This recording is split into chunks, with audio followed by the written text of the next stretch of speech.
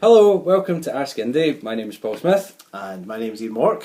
And we're here to discuss the debate that happened recently with Alistair Darling and Alex Salmond. Ironically, we're going to talk about Alistair Darling, but you're doing your crazy eyebrows thing. Which is ironic because Alistair Darling has odd eyebrows. It was a deliberate joke.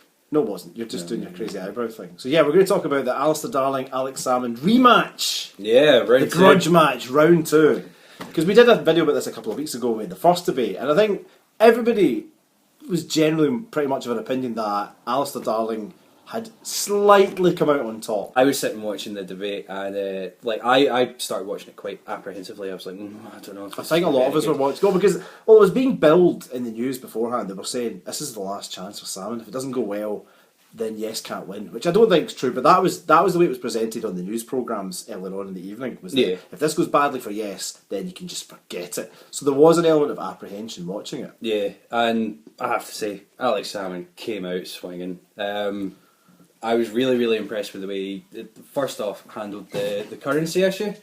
Took the bull by the horns and said, okay, last time didn't give you a plan B, you kept going on about it, here's plan B, C, D, E, F, G. I liked, because what he did, he kind of, he walked forward and he kind of turned his back on Alistair Darling. He got a bit of criticism for the whole walking forward thing as well, but me and you were saying that I quite liked it because I thought it was quite engaging. You said you quite liked it because it took away the barrier. I think that's the idea of him doing it, is it takes away the barrier. It's that kind of stuffy, holding on to a lectern, lecturing people thing that Alistair Darling was doing. Yeah, which came across quite patronising. Yeah, very much so. So yeah, no, I like the fact that he just kind of walked forward, and it was good because the way the camera angle was, you could see Darling in the background when Salmond said, look, there are our options. We could have sterlingisation, we could have our own currency, we could have the euro, and you could see Darling's face just been like, oh no, I can't do the plan B thing anymore. Yeah. So you started to think... But he did though. That was the thing, he just kept doing it. You started to think, well, he's not going to do the plan B thing, but then he just kept saying, he can't, and he kept pointing, he can't even give us a plan B. He's like, well, he did. Yeah. And Salmond did that kind of... Gave you a choice, and then... Salmond did that kind of rubbish joke about buses, saying like, oh, it's like buses, you don't expect a plan B, and then you get 3 plan Bs at once. Yeah. And then Darling did his usual, he's got good lines, but that doesn't mean he knows what he's talking about. So exactly. The debate, the audience participation, that was, there was quite a lot of people who had a lot to say, didn't they?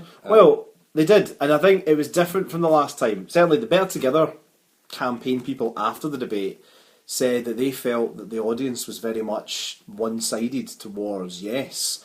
Now, I think that probably was true, because when I rewatched it the next day, and I think it was something like there were 12 questions asked, and of 12, I think 9 questions were pro-yes, so definitely there were more yes than no questions asked. But then the same questions were put towards the same speakers anyway, so the only way that that's really going to have an effect is if, I don't know, the speaker was maybe put off by lack of support in the immediate room. Well, but also, the debate largely has revolved around the yes side having to justify their position. Yeah, so pro-yes questions are sort of in favour of that. Well, I think that was the turning point with this debate. Was last time Alex Salmond was put on the spot a lot, just mainly just about currency. Well, that was the last debate was literally half an hour. What's your plan B? He didn't put, and Salmond didn't put Alistair Darling on the spot that much in the first debate.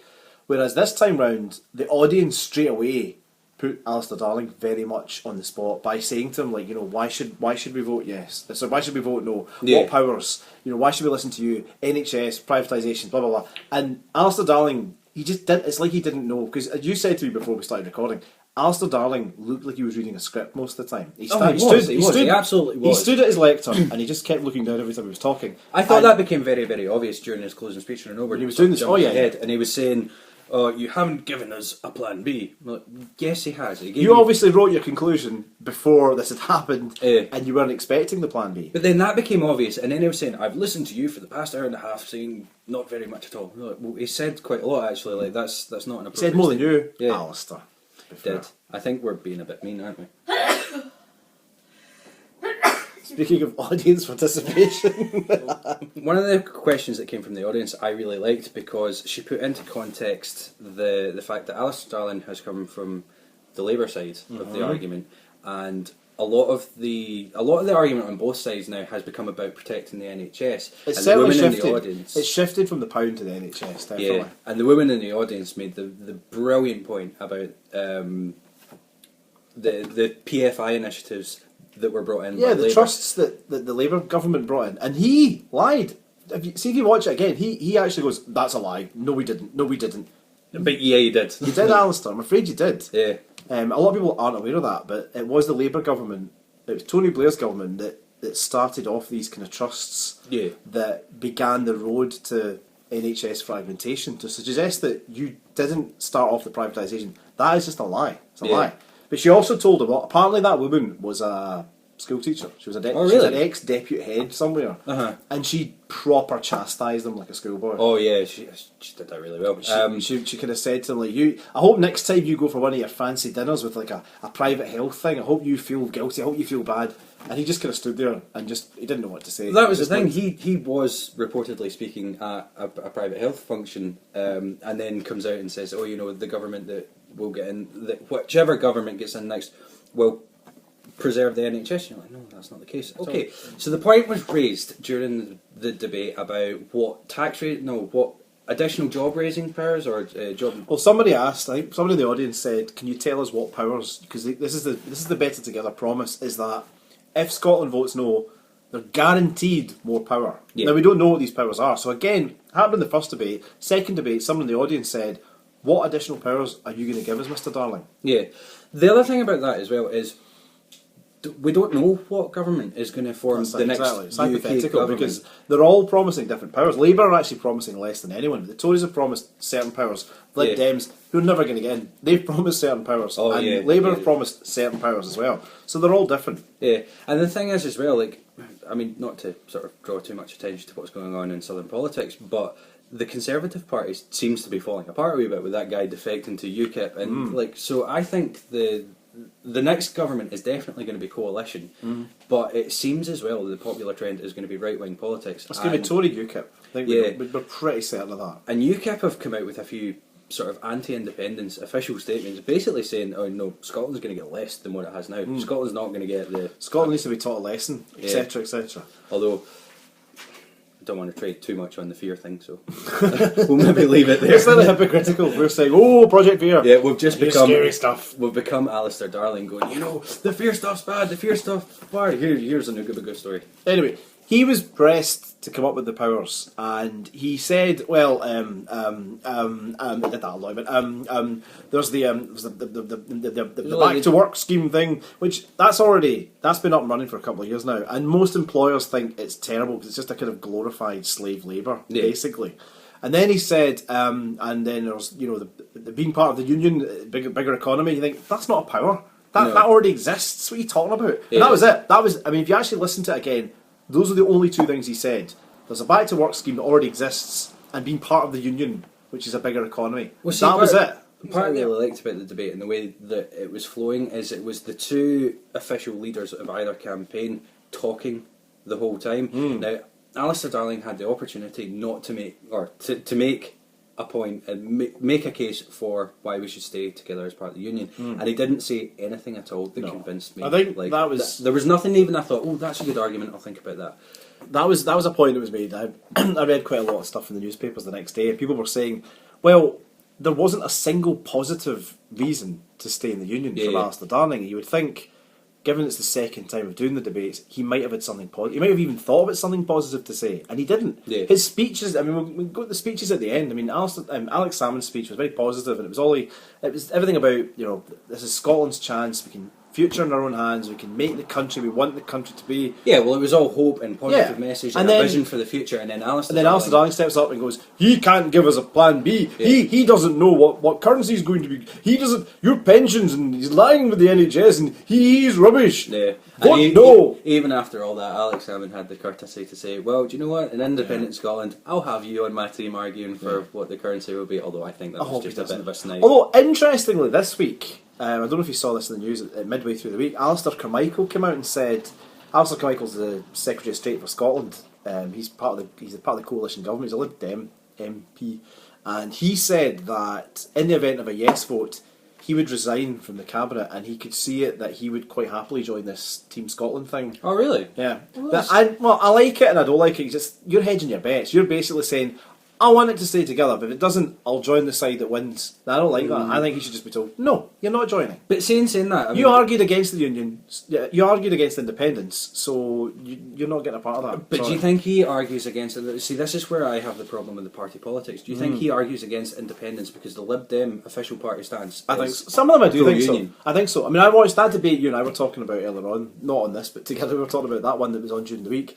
Charles Kennedy seemed kind of reluctant to be there at times. He didn't really seem to be wanting to make much, but this is a different debate that was on during the week. It was a debate from Inverness, I believe. And Charles Kennedy was there. On behalf, he was one of the Better Together speakers. But his heart wasn't really in it, and I get that from some of them. That just seems like certainly the Lib Dem ones, it's like they're not really that bothered, and they're just kind of doing what the party line is. I think some of the Labour ones as well are a bit like that too. You can see their heart's not really in it. Do you think that's partially from the Lib Dem aspect, because they don't really, nobody credits them having that much conviction for the policies? That's always been that's always been said since they went into bed with the Tories, which is another bit I liked when Alex Salmond said, "You're in bed with the Tories, you're in bed with the Tories," and Darling's like, "That's just preposterous. It's just ridiculous." Like, it's like, you kind of are. You answer to David Cameron on the Better Together. I think the final thing I want to say, and I think it is terrible though that Alistair Darling, and I think we said this when we did the last video about the debate, I think it's terrible that Alistair Darling is the one that's doing these debates, because Alistair Darling has no power. Alistair Darling is a backbench MP with the opposition party.